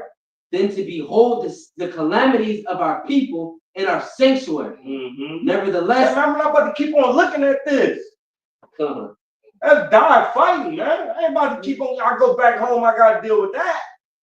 You know what I mean? Like a man with a messed up wife, man. I ain't going, you know what I mean? I ain't going back, hey, bro, you wanna go shoot pool? I ain't going back to that. Right? Right. Bruh, I'm not going back and look at that. I would die first. Let's get our place back. Right. Read 59. For it is better for us to die in battle than to behold the calamities of our people in our sanctuary. Man. Nevertheless, as the will of God is in heaven, so let him do. Read. Then, this is First Maccabees chapter 4 from the top. Then took, Gorgias? Gorgias. Gorgias 5,000 footmen and 1,000 of the best horsemen. So that's 6,000, right? 6,000. And out of the camp by night. To the end he might rush it upon the camp of the Jews and smite them suddenly. And the men of the fortress were his guides. Right? So watch. But now Judas, he was already on game. In the morning, they're gonna pop up on us right after we wake up thinking we don't know no better. I already seen them, right? Y'all get ready because in the morning, it's about to pop off. Right. You feel what I'm saying? Like, you know what I mean? That's like you watch that one movie, what's that movie? Oh, let's go with this. A Baby Boy, right? First thing he was doing, making sure that thing was working. You know what I mean? Got that mud cleaned up, make sure no fingerprints on that mud. Okay, we good. All right, let's get up out there. You feel what I'm saying? Same thing. Y'all oil your sword, sharpen them up, whatever you gotta do, because in the morning it's going down. Right? So they got 6,000, right? 1,000 horsemen. Horsemen is worse than dealing with regular men, because they could use their horse to trample over you, right? They could run and zigzag and slice you, right? Horseman is quick, right? They could jump off the horse. That mostly the baddest fighters is on the horse, right? Because your horse could always die, and you have to be ready with your hand-to-hand combat. So you're flying off a 6-foot animal, right? Flying off of 6 feet to fight.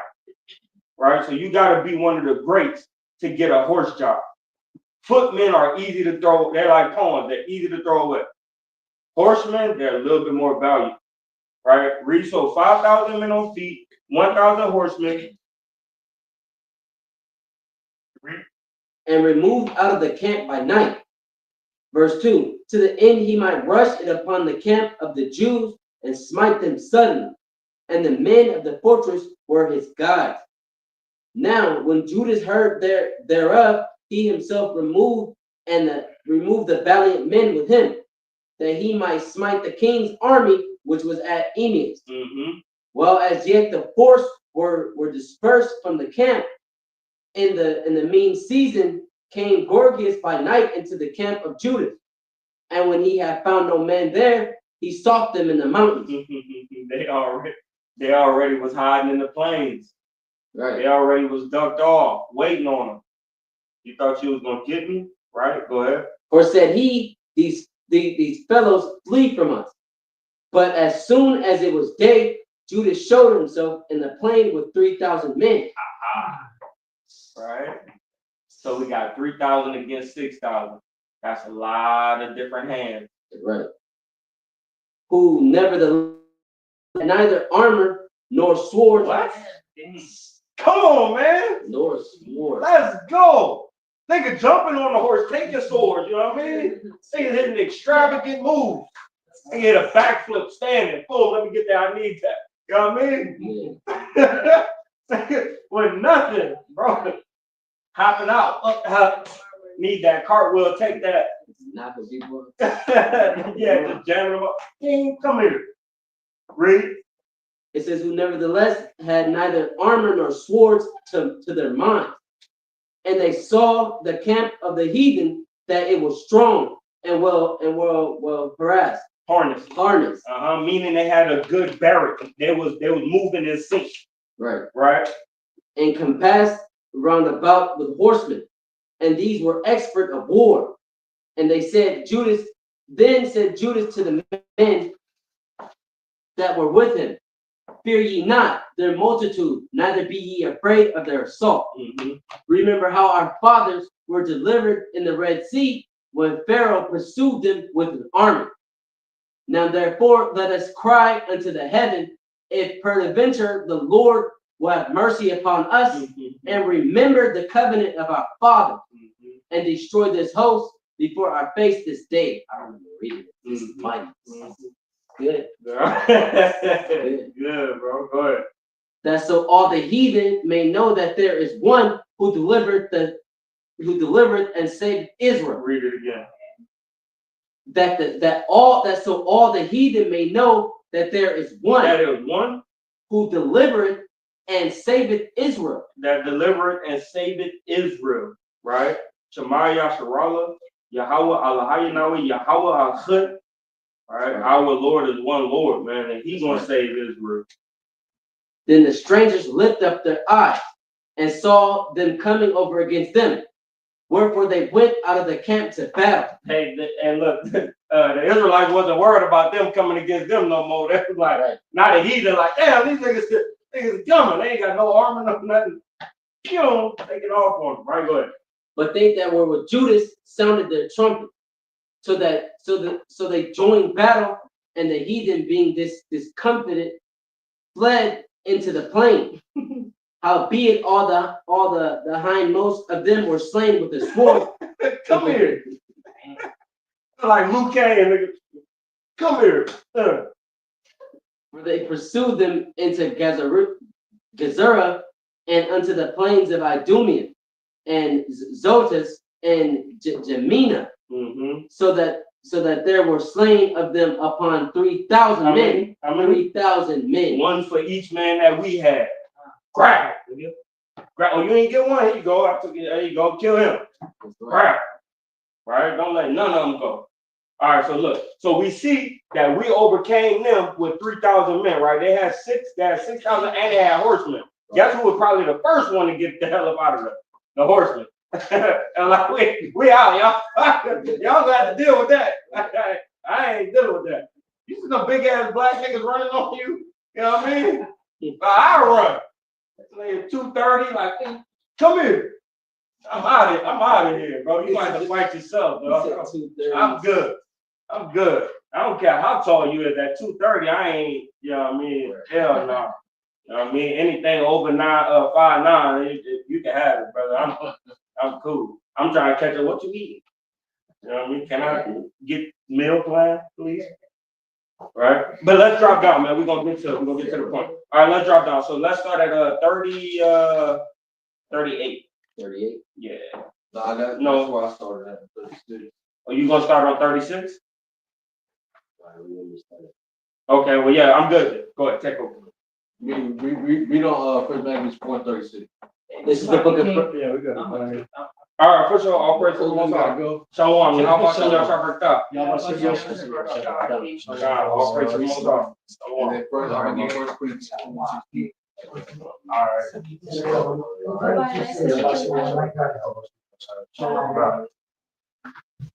I said First Corinthians 16. First Maccabees 4 and start at 36. The Corinthians first one. No, I want the 36 part, but I'm gonna want First Corinthians 3:16, right after that, right? Matter of fact, yeah, read First Corinthians 3:16. So the thing about the Maccabees, right? We read about what Mattathias, Alexander sent up his 4 generals.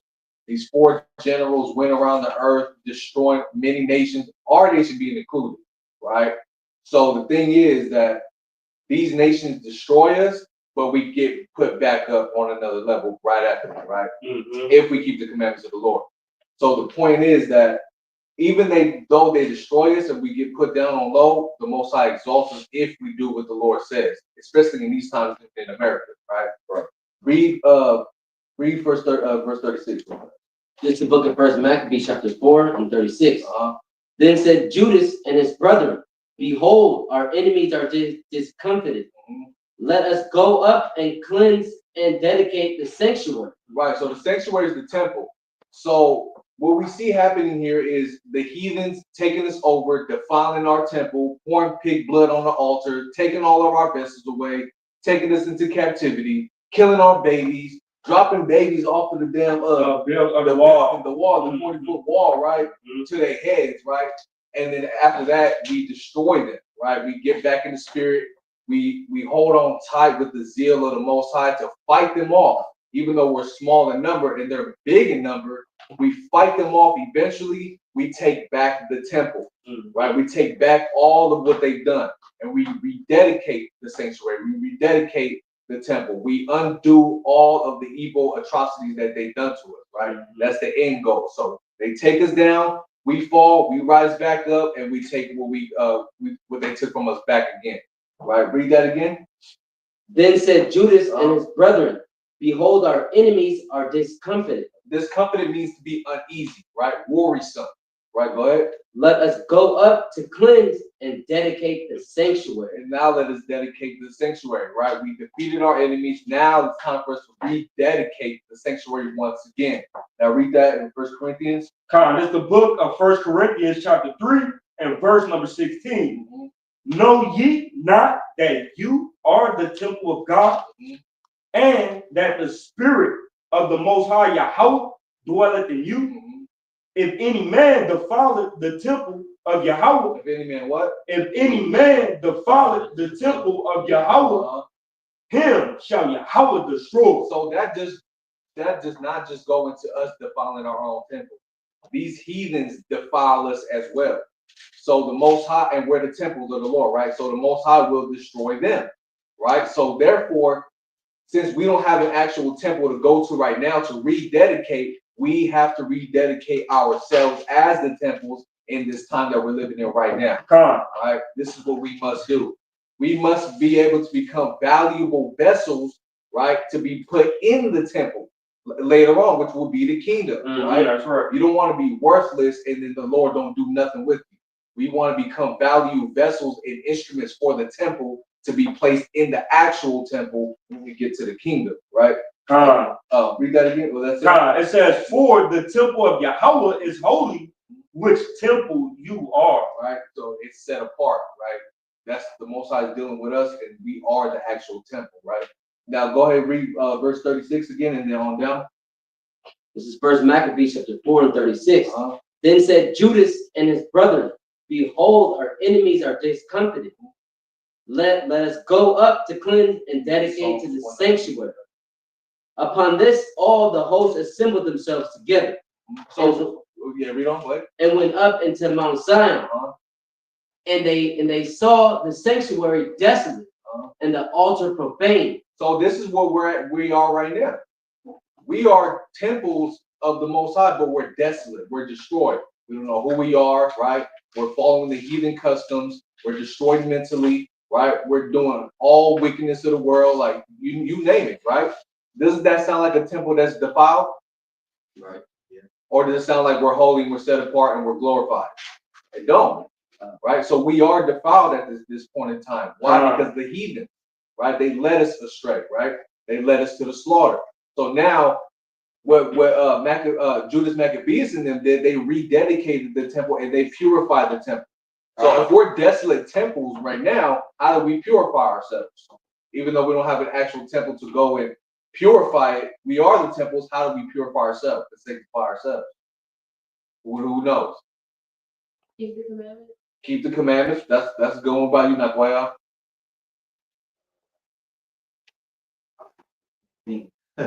What about you, Manathiah? How do we purify ourselves as being desolate, destroyed temple? Repenting. That's a good answer, right? We're gonna read it from the script. Go ahead. Con, it says, this is the book of Psalms 119 and verse number 9. Wherewithal shall a young man cleanse his way. Cleansing goes into purification, right? Sanctifying, right? We need to cleanse our ways. How can a young man or woman, right, clean our ways? What method? Who knows the answer? Mattathiah? How do we cleanse our ways? Keeping the word of God. Okay. Napoya?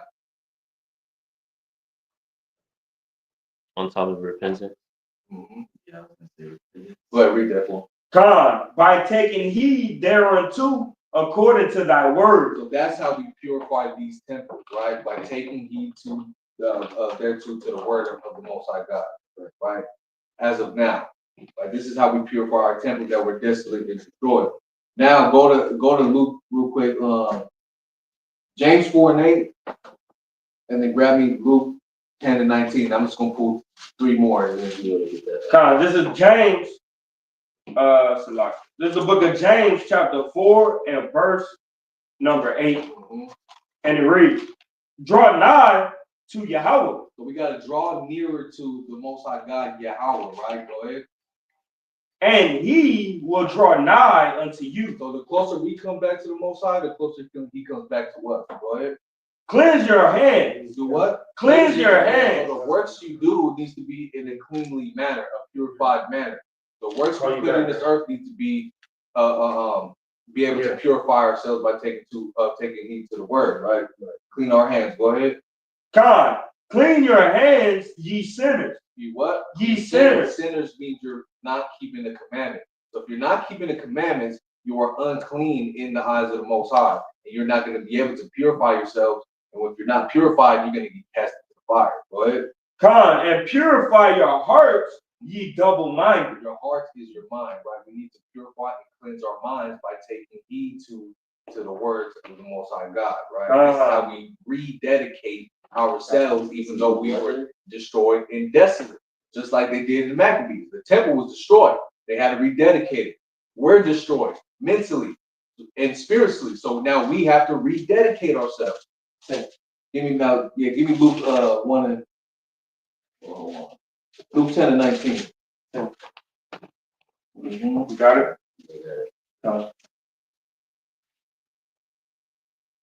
This is the book of Luke, chapter 10, and verse number 19.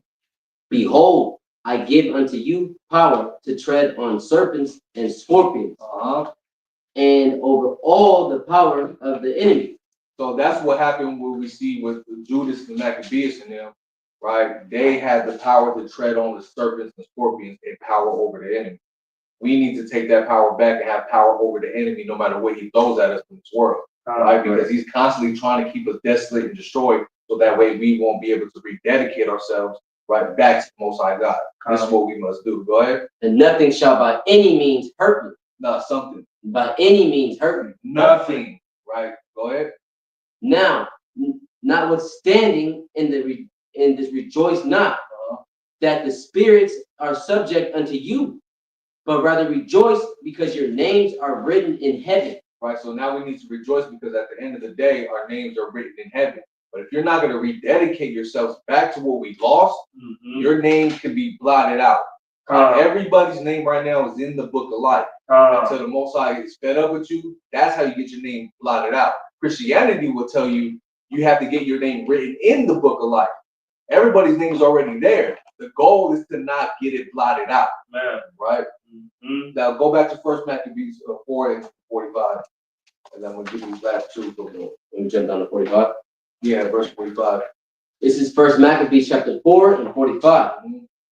For they that it thought it best to pull it down, lest it should be a reproach to them, because the heathen had defiled. The heathen did what? The heathen had defiled. So this is talking about the actual temple, right? This is talking about the actual temple that Judas, Maccabees, and all of them had to go and they were explaining, right? The temple was destroyed. But on a spiritual fold and spiritual lenses, we are the temple that is destroyed. The heathens destroyed us. Read that again.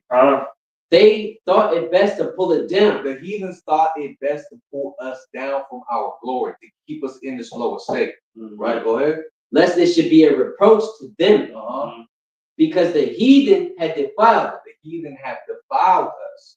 Right? And what did it say in 1 Corinthians 10:6? Any man that defiles the temple of God, him shall God destroy.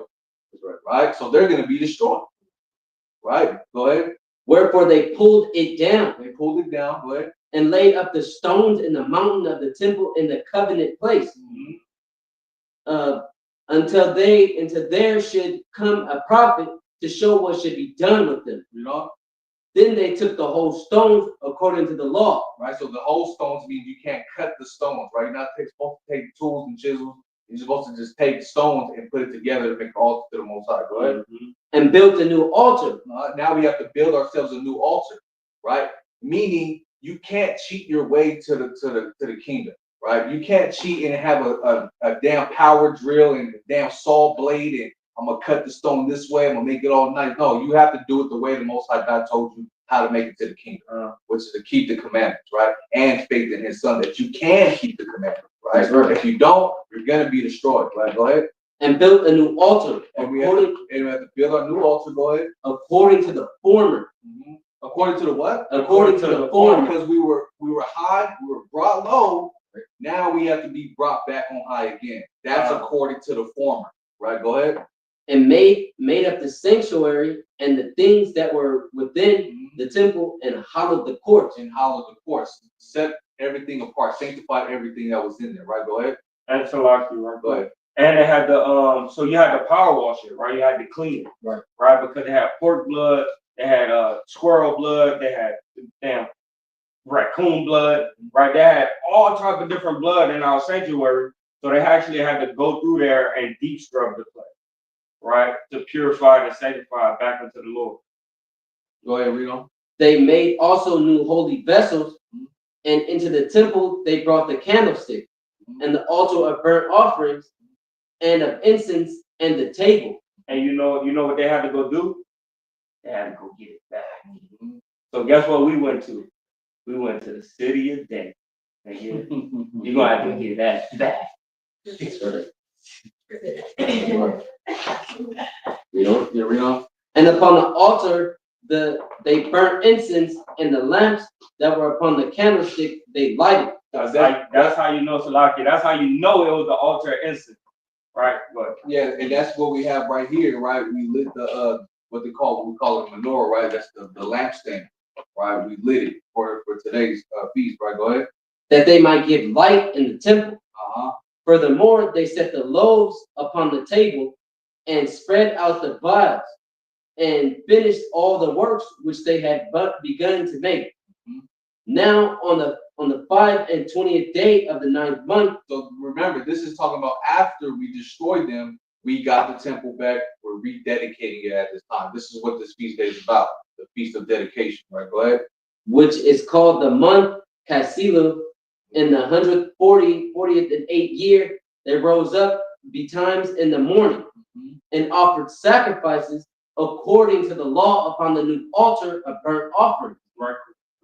So it says in a month Caslu, right? The 9th month, right? They took our temple on the 15th day. We got everything back, right? Very quick. All right, this is the 25th day of the 9th month.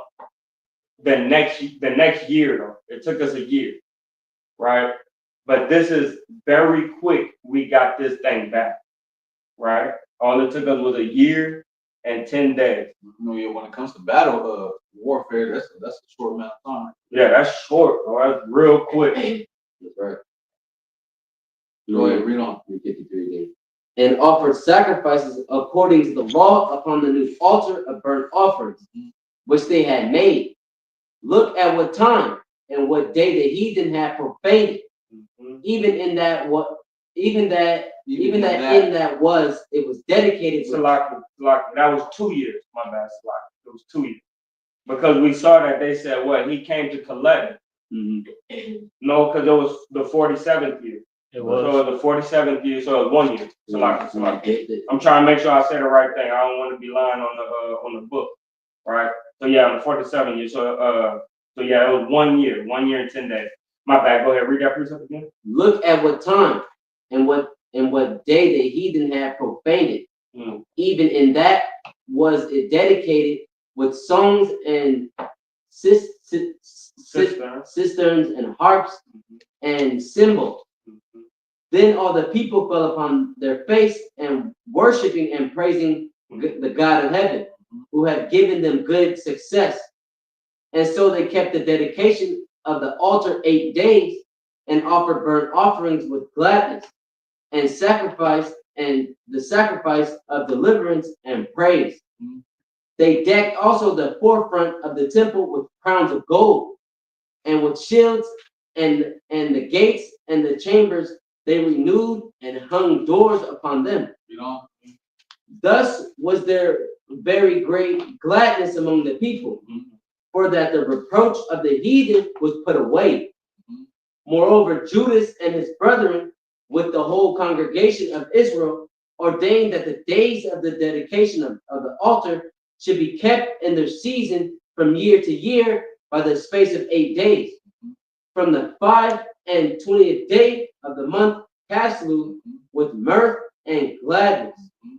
At that time also they builded up the Mount Zion. So right now, this is a time for us to be full of mirth and gladness, right? It shouldn't, we, like when we go to work, right, and somebody pisses us off, we should really just laugh at them. You feel what I'm saying? Like, you just don't know. Like that day is coming, you know what I mean? You just don't know. Like, all praises to the Father. We got 8 days of being glad, right? Of being happy, man, right? I ain't worried about nothing, right? Nigga, I ain't worried about nothing, right? We gotta be like that in this thing. You know, your husband itching, you know what I mean, or your wife itching, right? You go ahead and be like, man, I ain't worried about nothing. We got 8 days, I ain't worried about nothing. Right? Go ahead. Verse 60. Yeah, put a B in front of it. Oh. Yeah. Verse 60. At that time also they builded up the Mount Zion with high walls and the strong towers around about, lest the Gentiles should come and tread it down as they had done before. And they set there a garrison to keep it, and fortified Bersua to preserve it, that the people might have a defense against the Idumea. Against who? Against the Idumea. Right, so we rededicating ourselves. We're building our temples back up here, living in captivity, right? So we need to fortify ourselves and make strongholds of ourselves in the same fashion that the Maccabees did when they rededicated their temple. Right? It's another fold to it. We're on a spiritual fold right now. Right? This is an actual fold that was going on, actuality, right? So that's what we're doing here. We're keeping the feast of dedication. We need to understand that we need to rededicate ourselves to the laws of the Most High. Is very important in these end times, right? Especially the Trump being in office, man, it's looking like all hell's gonna break loose even more and more every single minute that we live in this place, right? And they're having a council tomorrow about what they're gonna do. Yeah, and then President Netanyahu, they issued an arrest warrant out for him too for his war crimes. It's just madness going on. So, who gives a damn what the heathens doing? We need to focus on what we're doing, right? So yeah, we close out with that one. One more thing too. You guys said something. Say it again.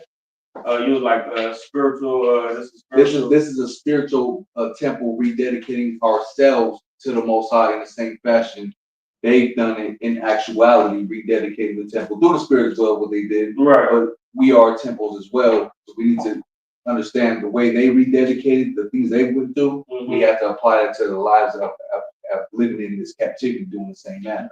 It didn't come back. It didn't come back. But with that, man, I want to say, Kwam Yashala, Kwam Yashala, Kwam Yashala, Kwam Yashala, Kwam Yashala, Kwam Yashala, and Shalom. All praises, man. Let's get it. That was mine,